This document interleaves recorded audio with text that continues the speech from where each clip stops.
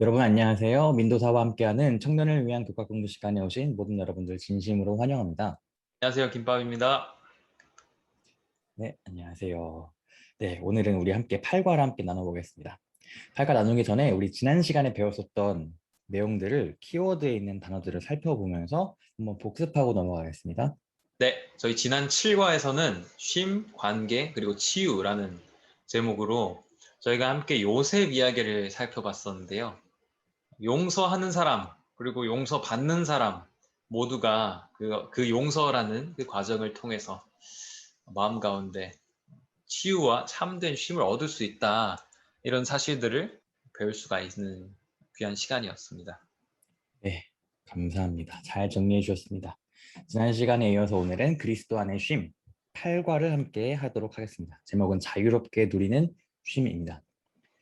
예수님의 이야기를 오늘 좀 살짝 먼저 시작할 건데, 예수님께서 이 땅에서 사역하실 때에 예수님이 만났던 사람들 중 대부분, 아니, 많은 이들이 병자들이었습니다. 음, 그 사람들 모두가 치료를 받고 그 고통으로부터 쉼을 얻기 위해서 예수님 곁으로 몰려들었죠. 그래서 예수님은 한마디의 말씀으로, 어떨 때는 직접 만져주심으로써 혹은 그냥 집으로 돌려보내실 때도 있었는데 뭐 집에 돌아가는 길에 치유함을 받게 되기도 했었고요. 그런 다양한 방식들로 치유함을 주셨습니다. 이번 주에는 성경에 등장하는 두 가지 치유의 이야기를 좀 살펴볼 것입니다. 두 이야기를 통해서 하나님은 언제, 어떻게 우리에게 자유와 쉼을 베푸시는지 알아가 보도록 하겠습니다. 깨닫기는 하나님께서 우리의 몸과 마음의 질병을 치유하심으로 참된 자유와 평안을 누리게 해주심을 깨닫는다라는 부분입니다. 일일 소지는 치유가 되는 쉼. 밑에 있는 가나안 중풍병자의 이야기가 있습니다. 우리가 이 이야기를 하기 앞서서 육체적으로 아플 때는 육체적인 쉼이 필요하죠. 제가 어릴 때 생각을 좀 해보니까 어릴 때는 감기에 한번 걸리면 그냥 자고 일어나면 나았던 것 같아요. 음, 아니면은 약 받아와서 약 한 번만 먹어도 바로 나았던 기억도 되게 많았어요. 그래서 저는 어릴 때 왜 병원에서는 약을 3일치를 줄까? 그게 좀 이해가 안 됐습니다. 아, 이게 뭔가 바가지 같기도 했고 그랬거든요. 근데 이제 20대 중반 후반이 되어가고 생물학적으로는 이제 신체적으로 성장과 회복보다는 이제 노화와 퇴화가 진행되기 시작하잖아요. 그러면서 이제 이해가 되는 거죠. 약을 꼭 3일치 먹고 안 나을 때도 있고 네. 뭐 여러모로 우리 몸이 아플 때는 참 반드시 쉼이 필요하다는 것을 알게 됐는데 오늘 첫 이야기가 무엇이냐면 가나안 중풍병자 이야기입니다. 마가복음 2장 1절부터 4절에 있는 말씀인데 이 말씀을 읽고 이 본문이 어떤 이야기를 하고 있는지 어떤 이야기가 보여지고 있는지 한번 나눠보도록 하겠습니다. 네. 수일 후에 예수께서 다시 가버나움에 들어가시니 집에 계시다는 소문이 들린지라. 많은 사람이 모여서 문 앞까지도 들어설 자리가 없게 되었는데 예수께서 그들에게 도를 말씀하시더니 사람들이 한 중풍병자를 네 사람에게 메워가지고 예수께로 올세. 무리들 때문에 예수께 데려갈 수 없으므로 그 계신 곳에 지붕을 뜯어 구멍을 내고 중풍병자가 누운 상을 달아 내리니. 네, 여기서는 어떤 이야기가 보여지고 있나요?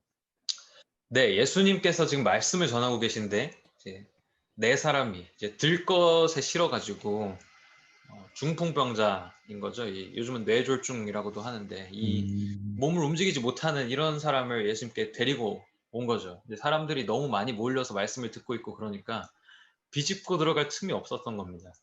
그래서 사람들이 어, 모여 있고 또 예수님이 말씀을 전하고 계시는 바로 그 집에 지붕을 뜯어가지고 환자를 달아 내렸던 그런 이야기입니다. 네, 지붕 뚫고 환자를 내렸던 그 이야기 잘 알고 있는 말씀이죠. 네. 육체적인 고통 때문에 도움이 필요했었던 이 중풍병자가 예수님께 치유를 받기 위해서 친구들의 도움을 받아가는 이야기라고 우리가 줄거리를 정리할 수 있을 것 같은데 오늘 저희가 나누고 싶은 질문은 다른 것이 있어요. 바로 이 사람이 왜 중풍병에 걸려서 고생하고 있을까라는 질문이에요. 보통 우리가 병에 걸리면은 원인을 생각하잖아요. 혹시 나한테 잘못된 습관이 있지 않았나? 내가 요즘 먹은 게 좀 잘못 먹은 것들이 많아가지고 설사를 하나? 아니면 내 직업적인 특성 때문에 허리가 아픈가? 아니면 유전적인 요인. 우리 음, 아버지가 뭐 혈압이 높으셔서 나도 혈압이 있나? 이런 식으로 원인들을 찾게 되는데 이 중풍병자에게는 어떤 원인이 있었을까라는 질문이에요. 밑에 있는 시대의 소망 267페이지의 글을 읽고 한번 답을 나눠보겠습니다. 네. 중풍병자도 회복의 모든 소망을 상실했었다. 그의 질병은 죄악된 생활의 결과였으며 그 고통은 양심의 가책에 의해 더욱 심해졌다. 그는 정신적인 고민과 육체적인 고통에서 벗어나기를 바라면서 이미 오래전에 바리새인들과 의원들에게 애원하였다. 그러나 그들은 냉정하게 그의 병은 불치라고 선언하고 하나님의 진노에 맡겨버렸다. 중풍병에 걸린 사람은 속수무책이었다. 그는 어떤 곳으로부터도 도움의 가망이 없음을 알고 절망에 빠져버렸다. 네, 어떤 원인이 있었다고 얘기하고 있나요? 네, 이 죄악된 생활 이런 것들 때문에 이 그 병을 얻었다라고 이야기를 하고 있습니다. 네, 구체적으로 어떤 죄된 습관이 있었는지에 대해서는 언급하지 않지만 뭐 영적인 지도자들도 그 죄 때문이고 치료할 방법 없다. 하나님한테 맡겨라. 이렇게 얘기하고 있는 것이죠. 네, 영감의 글에서는 지금 병의 원인이 자기 자신에게 있다. 자신의 죄 때문이다라고 얘기하고 있는데 지금 이렇게 여기 바리새인들과 의원들이 얘기했던 것처럼 병 불치야 하나님의 진노에 맡겨 네 죄 때문이야라고 얘기하는 그런 것들은 이렇게 누군가에게 그 병의 책임을 묻는 것은 그 아픔 중에 빠져 있었던 이 중풍병자에게 그 어떤 치유함이나 회복을 가져다 줄 수 없었죠. 만약에 그 병이 자기 잘못 때문이었다면은 오히려 이 중풍병자가 겪었던 것처럼 곧 이 양심의 가책이나 그런 심적인 고통 때문에 후회 때문에 더욱더 절망적인 마음으로 그 병과 함께 살아가게 되었던 것인데 어쩌면 우리가 질병이 있다고 하면은 질병이 있다고 해서 그 질병이 나 때문인지 혹은 다른 사람 때문인지 이렇게 그 원인을 찾는 것은 결정적인 주제가 아니라고 좀 생각이 좀 들어서요. 이 사람도 이 원인이 자기 잘못이었고 그 원인에 대해서 생각하게 되다 보니까 더욱더 절망스러운 삶을 살게 됐기 때문이었습니다. 하지만 우리가 기억해야 되는 복음이라는 것은요, 우리가 아프든지 건강하든지 상관없이 하나님께서 우리에게 동일하게 쉼을 주기를 원하신다라는 부분이 굉장히 중요한 것 같아요. 그리고 하나님은 우리에게 어떻게 쉼을 주실 수 있는지 아는 분이시기도 하죠. 어떻게 예수님께서는 그 중풍병자에게 쉼을 주셨을까요? 그것에 대해서 월요일 소지를 한번 가서 나눠보겠습니다. 네, 근원부터 치료하심. 밑에 질문 보겠습니다. 그렇다면은 예수님께서는 어떻게 중풍병자를 고치기 시작하셨을까? 이 말씀, 밑에 있는 말씀들을 읽고 한번 답을 찾아보겠습니다. 네, 마가복음 2장 5절입니다. 예수께서 그들의 믿음을 보시고 중풍병자에게 이르시되 작은 자야 너의 죄 사함을 받았느니라 하시니 2장 11절입니다. 내가 너에게 이르노니 일어나 너의 상을 가지고 집으로 가라 하시니 네, 어떻게? 네, 어, 너의 죄가 이제 용서받았다고 죄 사함을 받았느니라 이렇게 말씀을 하시면서 또 걸어가라 이렇게 말씀을 하셨습니다. 네, 그러면 예수님께서는 지금 이 사람이 가지고 있었던 육체적인 질병보다는 먼저 가장 근원적인 문제였던 시대의 소망에서도 봤었지만 그 사람이 지금 양심의 가책과 후회로 엄청나게 괴로웠잖아요. 밑에서 있는 글도 보니까 그가 바랐던 것은 육체적인 회복이라기보다는 죄짐에서 해방되는 것이다라고 얘기하고 있거든요. 네, 그러니까 죄의 무게로 짓눌리고 있었던 그 중풍병자를 위해서 예수님은 먼저 죄사함을 받았다라는 말씀으로 핵심으로 바로 들어가시죠. 네, 2장 5절에 먼저 죄사함을 얘기하시고 그 다음에 11절에 이렇게 얘기한 이후에 육체적인 질병을 고쳐주시는 모습을 보고 있어요. 이 말은 예수님의 용서로 인해서 그 중풍병자가 먼저 마음의 고통에서 회복되기를 소원하셨던 예수님의 모습을 우리가 볼 수 있는 것이죠. 네, 하나님은 우리의 내면을 먼저 고쳐주기를 원하시는 것 같아요. 그리고 육체적인 질병도 고쳐주기를 원하십니다. 물론 육체적인 질병 같은 경우는 우리가 완전히 영화롭게 변화될 예수님의 재림하시는 그날까지 기다려야 되는 경우도 있습니다만, 아무튼 하나님께서 겉으로 드러나는 증상을 포함해 우리 내면에 존재하는 보다 더 근원적인 문제를 해결하심으로 우리에게 참견심을 허락하시고자 하신다라는 내용들을 우리가 지금 살펴볼 수 있었던 것 같아요. 죄라는 것이 가져온 여러 질병들이 우리 주변에 참 많죠. 그리고 우리 주변에도 육체적인 고통, 뭐 심적인 고통으로 이렇게 있는 분들이 정말 많이 있는 것 같아요. 현대 의학은 나날이 발전한다라고 얘기하지만 우린 지금 코로나 바이러스도 우리도 그것도 알 수 있지만 바이러스의 확산 속도를 따라갈 수 없잖아요. 그러니까 우리가 이 현대 의학을 과연 완전히 신뢰할 수 있는가 어려워 보이죠. 그래서 우리에게는 치유가 되는 쉼을 주실 수 있고 우리의 근원부터 치료하실 수 있는 하나님이 반드시 필요하다라는 부분들을 우리가 이 부분에서 생각하고 넘어가면 될 것 같습니다. 네, 다음은 화요일 소지 갈 건데 화요일 소지부터는 오늘의 두 번째 이야기가 시작됩니다. 제목은 도망치다라는 부분입니다. 이 화요일 소지를 시작하면서 한 얘기를 해드리고 싶어요. 우리가 세계보건기구라고 하는 WHO 있잖아요. 여기서 얘기하는 거를 따르면 우울증이라는 것이 굉장히 심한데 우울증으로 고통받는 사람들이 세계 3억 명 정도, 3억 명 이상이 있다라고 얘기해요. 한국은 자살률이 OECD에서 1위죠. 음, 그리고 한국인 사망 원인 중에서 4위가 자살이에요. 뭐 1위는 암, 2위는 뭐 심장질환 그런 식이고 4위가 자살인데 우울증이란 것이 굉장히 큰 영향을 끼친다라는 걸 지금 제가 얘기하고 있는 거거든요. 네, 이런 것들을 고려해 볼 때 밑에 질문 좀 나눠보고 싶어요. 교회에 다니는 우리에게도 분명히 우리 주변에도 그렇고 무시 못할 만큼 우울감이라는 것이 영향을 끼칠 수 있다라고 생각해요. 그런 의미에서 교회 내에서의 우울증은 어떻게 받아들여지고 있나요? 라는 질문입니다.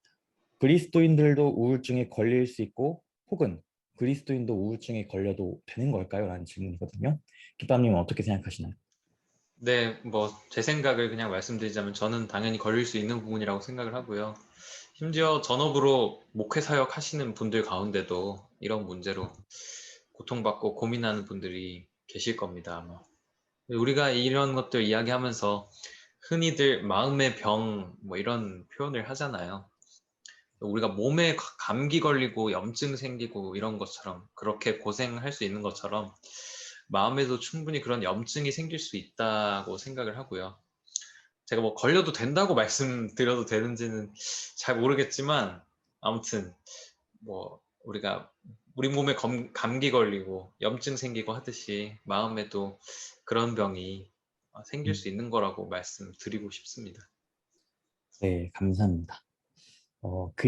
그리스도인의 삶에서 우리가 성경 말씀 보면은 신앙의 모습들이 기쁨을 가져야 된다라고 얘기하잖아요. 네, 뭐 언제나 항상 기뻐하고 범사에 감사하고 평안하고 온유한 삶을 지향해야 된다라는 얘기들을 많이 하기 때문에 뭔가 네, 우울증에 걸린다는 것이 내가 뭔가 믿음이 부족한 것처럼 내 믿음의 부족을 드러내는 것 같기도 하고 음, 신앙생활을 제대로 안 하는 것처럼 여겨지고 있다라고 얘기하더라고요.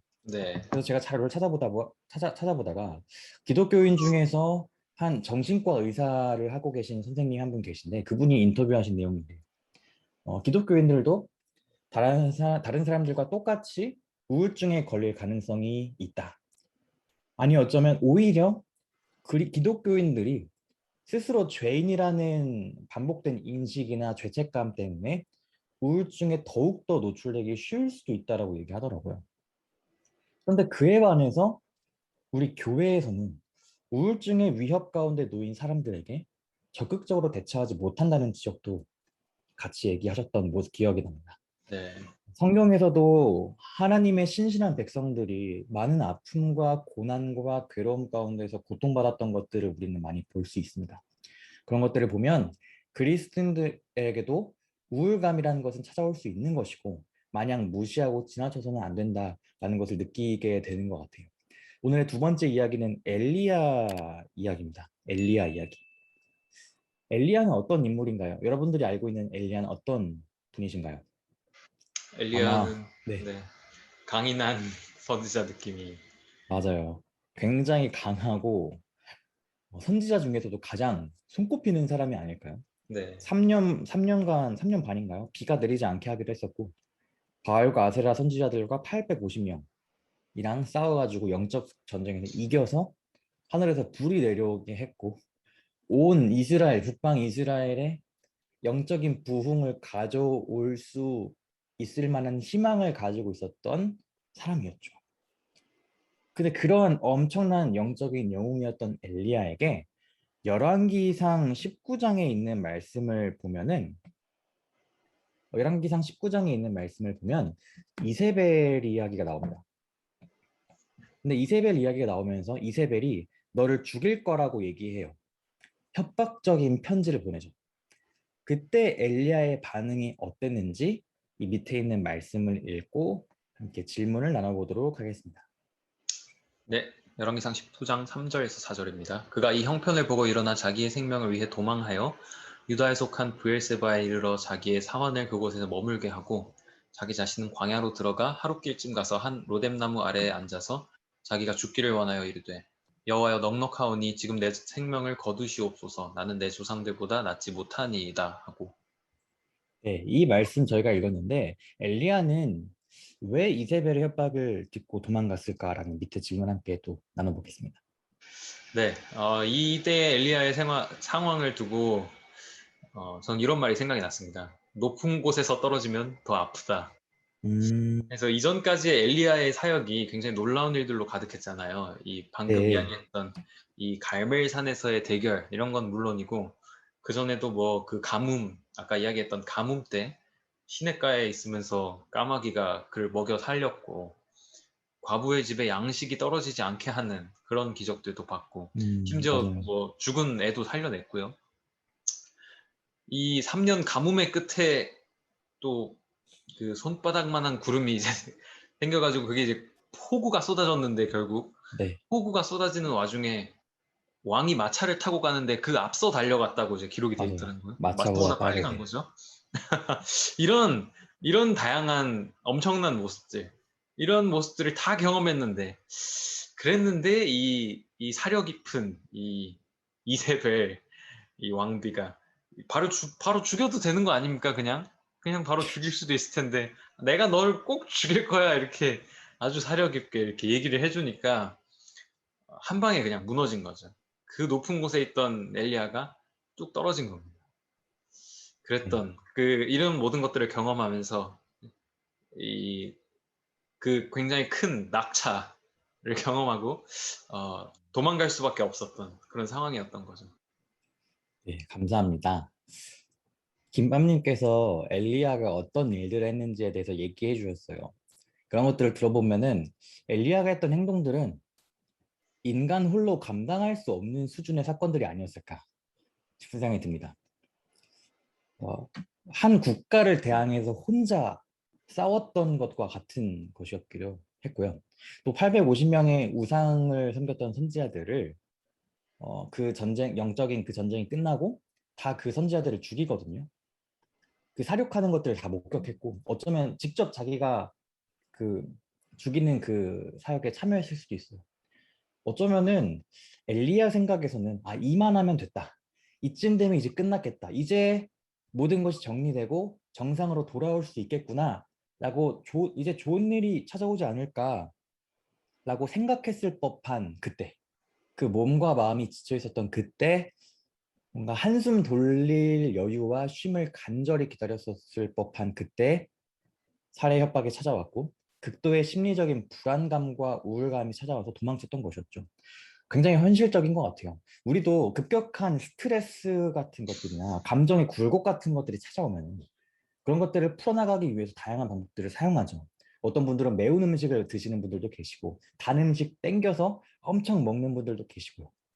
또 어떤 분들은 스트레스 받으면 아무것도 안 하고 잠을 자는 분들도 계시고요. 혹은 다니던 직장이나 교회나 모임이 나에게 스트레스를 줬다면 그 직장을 뛰쳐나오거나 교회를 옮기거나 그 모임에 안 나가거나 하는 경우도 있고요. 또 어떤 분들은 스트레스를 받은 것을 잊기 위해서 더 바쁘게 일하기도 합니다. 쉽게 말하면은 엘리야의 경우처럼 아무리 신실한 하나님의 백성이라고 할지라도 상황에 따라서 얼마든지 우울감이라는 것에 빠질 수 있으며 그러한 현실을 벗어나기 위해서 도망칠 수도 있어요. 근데 그렇게 도망치는 행위들이 어떤가요? 궁극적으로 우리의 심리적인 모든 우울감이나 불안감들을 떨쳐주나요? 그렇지 않죠. 아니죠. 잠깐 가릴 뿐이죠. 문제를 해결하기는커녕 오히려 악화시키고 그 문제를 점점 누적시킬 수도 있을 것 같아요. 여튼 우리가 화요일 소재를 통해서 살펴봤던 것들을 생각해 보면은 이러한 우울감에 걸릴 수 있고 뭔가 굴곡이 막 깊이 있는 막 구렁텅이까지 떨어져 가는 것 같기도 하고 그런 부분들이 나만 겪는 것은 아니다라는 것을 우리가 꼭 기억해야 될 것 같아요. 우리 모두가 겪을 수 있는 문제들인 것이죠. 나에게만 그러한 고통과 문제가 있다는 것을 나에게 그런 문제가 있다는 것을 회피하거나 부정할 필요는 없을 것 같아요. 나 자신의 상태를 그대로 인정하고 수용하는 것이 반드시 필요한 것이죠. 이런 것들을 우리가 생각했다면 그 다음 행하기 가겠습니다. 죄로 인해 망가진 우리의 삶을 하나님의 손에 맡기고 믿음으로 살아간다. 수요일 소지는 지쳐서 더는 달릴 수 없게 됩니다. 엘리야가 그렇게 도망쳤죠? 도망치고 열왕기상 19장 4절 말씀을 보니까 나는 내 조상들보다 낫지 못하다라고 얘기하고 있거든요. 네. 엘리야는 그 도망친 사건 이후에 자기 자신에 대해서 어떻게 받아들이고 있나요? 네. 우리가 이 질문에 대답하기에 앞서서 우리 이전 과들에서 요셉이 자기를 어떻게 바라보고 있었는지에 대해서 이야기했던 부분이 생각이 났는데, 집에서 사랑받는 아들로 살아갈 때, 그때도 그렇고, 노예로 살아갈 때도 그렇고, 요셉이 자신을 어떻게 바라보고 있었는지에 대해서 어떻게 제가 이야기를 했었냐면, 상대적인 가치로 자신을 평가하고 있었다. 맞아요. 그런 이야기를 했었거든요. 형들보다 내가 더 사랑받으니까 나는 더 존귀한 존재다. 이런 생각들을 했었는데, 오늘 소지에서 우리가 볼 수 있는 엘리야의 모습, 내 조상들보다 낫지 않다라고 하는 이 푸념을 통해서 지금 이 엘리야의 모습이 어떤 상대적인 관점의 자아상을 음, 가지고 있었다고 우리가 볼 수 있을 것 같아요. 네. 상대적인 그러한 생각들. 그러니까 엘리야가 도망쳤던 자신의 모습에 대해서 굉장히 형편없었다라고 얘기하면서 얘기하고 있는데 선지자 왕을 읽어보면은 엘리야가 만약에 도망치지 않았다면 이스라엘에 큰 영적 부흥이 있었을 것이다라고 얘기하더라고요. 그런 것들도 참고해 보면은 아마 엘리야가 자신에게 맡겨졌던 그 큰 사명을 감당하지 못했다는 것에 대한 죄책감도 있었을 것이고 자신의 선택에 대해서 굉장히 비판적인 모습을 지금 우리가 알 수 있죠. 자아 효능감도 없고 오로지 부정적인 자아 수용. 난 이런 놈이구나. 아, 난 왜 이 모양일까? 난 이거밖에 안 되는 거야. 이렇게 부정적인 자아 수용만 보여요. 지난 시간까지 우리가 배웠었던 김바오님 말씀해 주셨던 것처럼 요셉과는 완전 다른 모습이었죠. 그래서 그 우울감이 나를 죽여달라고 얘기할 만큼 어쩌면 죽음만이 이 심적인 고통으로부터 구원해 줄 것처럼 생각했던 것이 바로 엘리야의 상태였습니다. 우리가 교회 내에서도 흔히 깨진다라는 표현 많이 쓰잖아요. 뭐 신앙하면서 나 완전 깨졌어. 음, 교회 막 사역하면서 완전 깨졌다는 표현 많이 쓰는데 내가 아무것도 아니고 정말 부족한 사람이고 한낱 이기적인 죄인이라는 것들을 많이 깨닫죠. 깨진다는 것이 우리의 영적 성장에 있어서 자양분이 될 수도 있지만 그러한 경험은 때로 정말 치욕스럽기도 하고 정말 고통스럽기도 한 아픈 경험들이 되기도 합니다. 그러나 하나님께서는 우리 삶의 망가진 부분들을 보지 않으시죠. 하나님은 엘리야를 정죄하지 않으셨습니다. 우울한 감정과 싸우고 있을 때에 내가 그러한 감정을 느끼고 있다는 것을 억지로 부정할 필요는 없는 것 같아요. 왜냐하면 하나님께서는 우리 삶의 망가진 부분을 보지 않으시기 때문에. 우리 하나님은 그저 우리가 고통스러운 감정이 있다는 것을 잘 아시고 이해하시는 분이세요. 네. 우리가 정말 지쳐서 더는 달릴 수 없을 정도라는 것도 다 알고 계신 것이죠. 하나님은 우리의 모든 감정을 다 아시고 그저 우리가 멈춰 설 때까지 우리 스스로 그 감정의 소용돌이와 인생의 내리막길에서 빠져나오려고 발버둥하는 것을 멈출 때까지 기다리고 계신 것이 바로 하나님의 모습입니다. 우리가 멈춰서 저 하늘의 도움을 구하면서 위를 바라보아야 하나님께서 도우실 수 있기 때문인 것입니다. 하나님 앞에서 힘을 빼고 내 모습 그대로를 보여드린다면 우리 삶에 어떤 변화가 생길까요? 라는 질문입니다. 네. 나의 모습 그대로를 하나님께 보여드리고 또 그렇게 했을 때 하나님께서 나를 그 모습 그대로 받아주신다는 사실을 우리가 경험한다면 하나님께서 나를 있는 그대로 받아주셨기 때문에 나도 내 스스로를 있는 그대로 받아들일 수 있다는 그런 경험들을 할 수 있으리라고 생각합니다. 네, 감사합니다. 하나님은 우리 모습 그대로 받아주시는 분이다. 내가 유능하게 행동하든 못하든, 사람들이 인정해주든 안 해주든, 나의 장점이랑 단점이 무엇이든지 간에 우리가 가진 모습 그대로를 이해하고 받아주시는 분이 바로 하나님이십니다. 하나님께서 우리 모습 그대로를 보여드리고, 하나님에게 우리의 모습을 그대로 보여드리고 그 모습 그대로 용납되어진다는 것을 우리가 깨달을 때에 우리 삶에 새로운 변화가 찾아올 것은 분명해요. 심리학 용어 중에서 자기 수용이라는 것이 있습니다. 이것은 자신에 대해서 조건 없이 나 자신의 있는 그대로를 받아들이는 태도이고 자기의 존재 가치를 인정해주는 신념을 의미해요. 이게 자존감이랑은 조금 구분이 되어야 될 것 같습니다. 자존감이라는 것은 좋은 것입니다만 자신에 대한 비판적인 피드백이나 반응이 올 땐 좀 부딪힐 때가 많이 있어요. 음, 남들이 나에게 뭐라고 하든지 간에 나는 존중받을 만하고 나는 괜찮은 사람이야 라고 생각하다 보면은 비판적인 피드백에 좀 부딪힐 때가 있고요. 네. 자칫 잘못하면 지나치게 자기중심적이 될 수 있고 상대방에게 공격적으로 변할 위협이 있어요. 그래서 성경적인 사상과는 가끔 좀 이질적인 부분들이 있거든요. 하지만 건강한 자기 수용이라는 것은요, 자신에 대해서 긍정적인 측면이든 부정적인 측면이든 왜곡 없이, 편견 없이 그대로, 있는 그대로 받아들이는 것입니다. 만약 우리가 하나님께서 우리의 모습 그대로를 수용해 주시고 그대로를 받아주신다라는 것을 알아갈 때에 우리도 우리 자신을 있는 그대로 받아들일 수 있게 될 것 같아요. 저는 영어 유학하면서 가장 인상 깊고 좋게 기억하는 그런 말씀들이 Come as you are 이 말이 되게 저는 좋았던 것 같아요. 뭐 찬양할 네. 때도 되게 이런 가사가 많이 있는데 너의 있는 모습 그대로 와라 이런 모습들 그 말씀이 아마 이러한 자기 수용에도 영향이 있지 않을까 싶습니다. 내가 지쳐 있다면 지쳐 있구나. 나에게 쉼이 필요하구나. 난 참 약한 사람이구나. 근데 하나님은 나의 이러한 모습도 받아주시고 사랑하시는구나. 나는 여전히 사랑받는 존재이구나라는 것들을 받아들이는 것이죠. 우리가 이러한 경험들을 통해서 내 모습을 부끄럼 없이 하나님께 보여드릴 수 있을 때, 그때 하나님께서 우리를 돕기 위해서 일하실 수 있을 것 같아요. 우리는 지쳐서 더는 달려갈 수 없을지라도 그리스도께서 함께 우리와 멍에를 저어 주실 것입니다. 마지막 목요일 소지는 쉼 그리고 그 이상의 것입니다. 이렇게 육체적으로 또 감정적으로 지쳐 있었던 엘리야에게 하나님께서는 쉼을 주셨습니다. 로뎀나무 밑에서 먹을 것들도 주시고 잠잘 수 있는 시간도 주시고 이렇게 단잠을 자고 하나님이 먹이셔서 새 힘을 얻게 됐어요. 보통 이렇게 얘기가 되면 끝나야 될 것 같은데 여기서 끝나지 않습니다. 네. 저자가 썼던 글 하나를 가져왔습니다. 이거 한번 좀 먼저 읽어볼까요? 네. 하나님께서 허락하시는 쉼은 일회성 특별 이벤트가 아니다. 하나님의 쉼으로 들어간다는 것은 그분의 치유하심에 연결된다는 뜻이다. 하나님께서는 부정적인 생각과 파괴적인 습관으로부터 차츰차츰 벗어나게 하신다. 하나님께서는 치유의 과정을 급하게 진행하지 않으신다. 네, 감사합니다. 하나님은 엘리야가 완전히 회복되기를 원하셨습니다.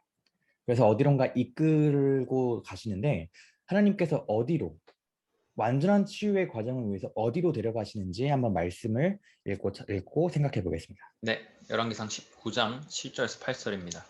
여호와의 천사가 또다시 와서 어루만지며 이르되 일어나 먹으라 내가 갈 길을 다 가지 못할까 하노라 하는지라 이에 일어나 먹고 마시고 그 음식물의 힘을 의지하여 40주 40야를 가서 하나님의 산 호렙에 이르니라. 네, 엘리야는 어디로 그리고 왜 가고 있었을까요? 라는 질문입니다. 네, 천사가 이렇게 밥까지 먹여가면서 이 호렙 산에 음, 오르게 했는데요. 계속해서 엘리야가 하던 말은 이거였죠. 나는 열조보다 못합니다. 나는 그들보다 못났습니다. 이런 얘기 지금 계속 하고 있는 거 아닙니까? 그런데 이렇게 하고 있는 이 엘리야한테 어디로 이 종 엘리야를 하나님께서 어디로 부르셨냐면 호렙산인데, 호렙산이 모세가 하나님을 만났던 그 신의 산인 것이죠. 네. 내가 열조보다 못합니다 라고 계속해서 말하는 이 엘리야한테, 그래? 그러면 네가 생각하는 열조 중에 가장 유능하고 네가 가장 정신적인 지주로 생각하는 이 모세, 내가 모세랑 만났던 바로 그곳에서 너를 만나줄게. 내가 그곳에서 모세를 만난 것처럼 너를 그곳에서 만나겠다 해서 엘리야를 그곳으로 보내신 것이죠. 네, 맞습니다. 왜 갔을까? 하나님이 가라고 하셨으니까 갔고, 하나님은 엘리야를 회복시키고 가야 할 길을 알려주시는데 그 길이 바로 호렙이었죠. 신의 산. 아까 말씀했던 것처럼 모세가 하나님을 만났던 곳, 또 율법이 선포되었었던 하나님의 임재가 경험되어졌었던 곳. 쉽게 말하면 우리가 지쳐 있을 때 하나님은 단순히 우리의 정신적이고 육체적인 회복만을 원하시는 것이 아닙니다. 우리가 하나님과의 관계와 임재 속으로 깊숙이 들어감으로써 우리가 영적으로도 완전한 회복을 경험할 수 있게 되기를 하나님은 원하시고 계세요. 우리 스스로 찾았었던 방식들이 아니라 우리가 하나님 그분께로 달려감으로써 완전한 회복, 완전한 치유하심에 연결되기를 원하시고 계시는 것입니다. 하나님을 만나는 그 경험들이 우리를 괴롭혔었던 그러한 파괴적인 습관이나 부정적인 생각들로부터 차츰차츰 벗어날 수 있도록 해 주는 것이죠. 하나님께서는 우리가 그분의 도우심을 통해서 우리의 삶의 방향을 재정립하고 하나님께로 달려와서 그분 안에서 참된 쉼과 더 나은 미래를 경험하기를 원하신다라고 얘기하고 있습니다. 네. 엘리야는 하나님 안에서 완전히 회복되는 경험을 합니다. 그리고 삶의 방향을 하나님의 방향으로 조절하게 되는 것들을 배우게 됩니다. 하나님은 엘리야가 저 로뎀나무에서 쓰러져서 지쳐 있는 것, 거기서 죽는 것을 원하지 않았습니다. 하나님은 엘리야에게 맡기시려는 사명이 있었고, 살아서 하늘로 데려가시려는 더 큰 계획까지 있으셨죠. 하나님은 분명히 우리 모두에게도 우리가 생각하는 것보다 더 큰 꿈을 각자에게 가지고 계실 거예요. 우리가 하나님 안에서 삶의 방향들을 재정립하고 지속적인 치유하심에 연결되어 있다면 우리를 향한 하나님의 더 큰 꿈을 성취시킬 수 있을 거라고 확신합니다. 마지막 결론 읽고 마치겠습니다. 하나님께서는 우리가 이 세상에 살면서 경험하는 육신의 질병뿐만 아니라 보이지 않는 마음의 질병까지 잘 알고 계시며 그 문제를 해결하기 위한 답을 갖고 계십니다. 우리가 그 문제들을 하나님 앞에 있는 그대로 내려놓고 도우심을 구할 때 하나님께서 치유해 주시고 자유함을 주십니다. 네, 감사합니다. 이렇게 팔과 자유롭게 누리는 쉼을 마치게 되었습니다. 기반님은 이번 과를 마치면서 어떻게 정리하고 싶으신가요? 네, 이 열조보다 내가 낫지 않습니다라고 푸념하는 엘리야의 모습을 통해서 또 저도 제 스스로의 모습을 좀 발견할 수 있게 되는 것 같아요. 저도 언제나 남들이랑 비교하면서 나는 남들보다 못하다 이렇게 스스로를 상대적으로 평가하고 비교하면서 그렇게 살아갈 때가 얼마나 많은지 모르겠습니다. 그럴 때마다 제가 먹고 자고 힘을 내는 이런 로뎀의 경험까지는 또 음, 있었던 것 같아요. 네, 자주 있는 것 같은데 이렇게 먹고 힘내서 호렙까지 나아가는 경험이 좀 부족하지 않았나 하는 생각을 해보게 됩니다. 그래서 마음의 부담감이랑 죄의 짐이 가득할 때 이런 우울감, 우리 오늘 우울감에 대해서 이야기를 좀 했는데 네, 그런 스스로 갖고 있는 그런 우울감을 극복하는 방법들을 통해서가 아니라 뭐 잠자고 음, 맛있는 거 먹고 그런 거 통해서가 아니라 호렙에 나아가는 경험을 통해서 하나님 앞에 나아감을 통해서 참된 쉼과 치유를 얻고 또한 우리 호렙에 우리가 알고 있듯이 엘리야가 경험했던 그 호렙에서의 장면은 결국 다시 부르심으로 네가 어찌하여 여기 있느냐 그리고 다시 그가 가야 할 길을 알려주시는 거잖아요. 저희도 네, 그러한 참된 쉼과 평안의 경험을 하게 되고 그 이후에 좀 주님 주시는 부르심을 따라서 나아가는 그런 삶이 되었으면 좋겠습니다. 네, 감사합니다. 너무 잘 정리해 주셨습니다. 저도 이 내용들을 보면서 제가 실제로 맞닥뜨리며 경험해 왔던 문제들이 아닐까 생각합니다. 김밥님 말씀하셨던 것처럼 저희야 뭐 아직 육체적인 질병으로부터 큰 고통을 받았던 것은 적죠. 하지만 엘리야처럼 정신적인 스트레스나 압박감이나 부담감이나 두려움 같은 것들은 정말 많이 경험하고 있는 것 같아요. 뭐 주변에서 많이 듣다 보면은 나이가 들수록 삶의 무게가 무거워진다라고 얘기하던데 아마 앞으로는 더욱더 많은 그런 스트레스와 압박감들이 있지 않을까 하는 네. 생각이 들어서 더 떨리고 두렵기도 해요. 저도 주변에 반응이나 입소문이나 피드백 같은 것들에 굉장히 예민했던 것 같아요. 긍정적인 반응이 있을 때는 뛸 듯이 기쁘기도 했고 부정적인 반응이 있을 때는 정말 수치스럽고 숨고 싶고 부끄럽죠. 그에 따라서 영적인 슬럼프가 오기도 했었고 슬픈 감정도 많이 느꼈었고요. 하지만 하나님께서는 우리의 긍정적인 모습도 부정적인 모습도 우리 모습 그대로를 받아들이고 계시고 사랑하십니다. 우리가 이러한 하나님을 만나고 우리 자신에 대해서도 있는 그대로 받아들일 수 있을 때에 나 자신을 그냥 나 자신의 있는 그대로를 수용할 수 있을 때에 우리가 하나님께도 우리 자신을 부끄럼 없이 보여드릴 수 있게 될 것 같아요. 그런 부분들이 저에게 좀 와닿았던 것 같아요. 엘리야도 주변의 압박감이나 상황들 때문에 감정적인 고비를 받았죠. 하지만 그것으로부터 자유할 수 있었던 것은 상황과 관계없이 나의 긍정적이거나 부정적인 부분에 대한 평가 없이 그런 것과 상관없이 나를 있는 그대로 받아들여 주시는 하나님의 만남을 통해서 가능했습니다. 그 결과 자연스럽게 나 자신을 건강하게 수용할 수 있게 되었고 더 큰 사명과 꿈을 향해서 나아갈 수 있게 되었죠. 이것이 오늘 교과의 제목인 자유롭게 누리는 쉼의 의미가 아닐까 싶은 생각이 듭니다. 우리가 다른 사람들이나 다른 상황에 서지 않고 하나님 앞에 서 있음으로써 자유하고 평안과 쉼을 누리는 삶. 우리가 그러한 삶을 누릴 수 있게 되기를 간절히 바랍니다. 기도하겠습니다. 사랑의 아버지 하나님, 우리의 있는 모습 그대로 받아들여 주시는 하나님께 우리가 나아갈 수 있도록 도와주시고 우리도 우리 자신을 그렇게 있는 모습 그대로 받아들일 수 있도록 도와주세요. 예수님의 이름으로 기도합니다. 아멘.